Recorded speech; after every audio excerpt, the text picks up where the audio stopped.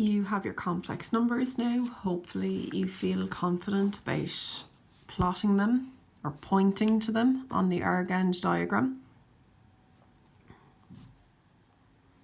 So if we had 2 plus I,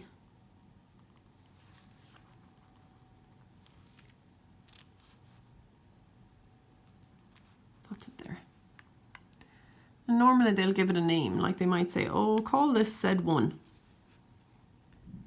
Well then over here, show them that you've plotted Z1. Because they might ask you to plot something else. They might also ask you to plot another one. 3 plus I. And they might give that a different name. Because that makes sense, to give it a different name, it's a different number. They might call it Z2.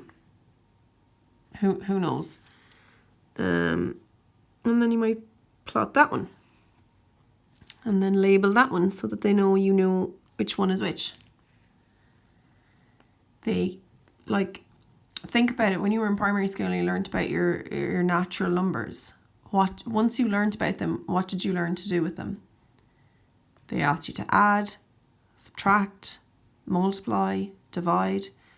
What happened when you heard of fractions? You had to learn to add, subtract, multiply, divide. What happened when you learned algebra? They wanted you to be able to add, subtract, multiply, divide in algebra.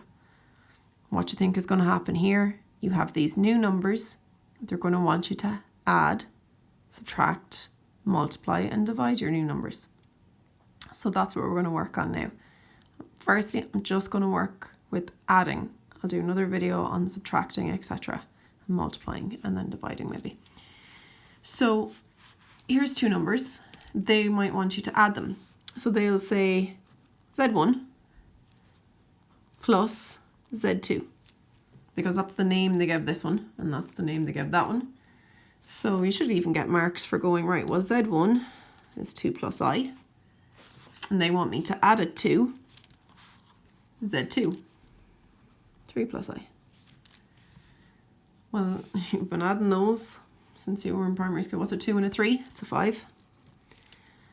So just like algebra, you add the parts that are the same, and, you know, we'll add the other ones that are the same here. So these are just normal numbers, add them. This is an I plus an I. Well, if you have an I and you have another I, then you've got 2 of them. Just like if you have an X and plus you want to add another X to it, then you've got 2 X's. There's your answer. That's your number. It has a real part and it has an imaginary part, but it's your number. And they might ask you to point to it or plot it on your Argand diagram. So you'd go to 5 and then you'd go to 2i and you'd plot it. And then you might tell them, you know, this is, there it is there. Yeah, so they can ask you to add plenty of numbers. So have a go with that. And see how you get on. If you want another example, that's no problem. Just continue having a look here. I'm going to do a second example. If they said 9 plus 2i, and let's say this is a whole new question, they call that Z1.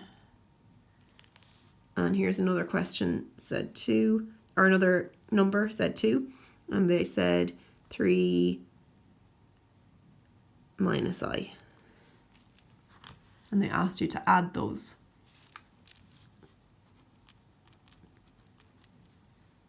Well, Z1 is 9 plus 2i. That's that number. They want me to add it to Z2. Sorry, I keep hitting that. 3 minus I. So you can say it's a 1i if you want. You know, there's one of them there and I'm down one of them. So let's have a look here. Here's your numbers that you're used to dealing with in primary school. So you've 9 and you want to add 3. You're at 12.